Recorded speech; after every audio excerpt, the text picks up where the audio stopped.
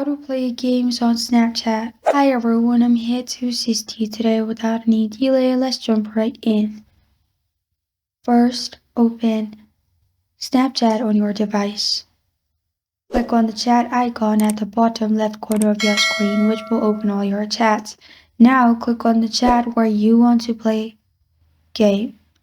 After you've clicked on the chat, here you'll find a plus button. Click on the plus button in the chat. After you've clicked on the plus button, you'll find two options. Select Play Games, which is the first option. After you've selected Play Games, you'll find different games available on Snapchat. Select the one you want to play, and it will open in this way. You can simply record a video and play at the same time. After you're done recording, you can send it to the same person. After you do that, you're good to go. Your friend will also be able to join if they join at the same time. This is how to play games on Snapchat.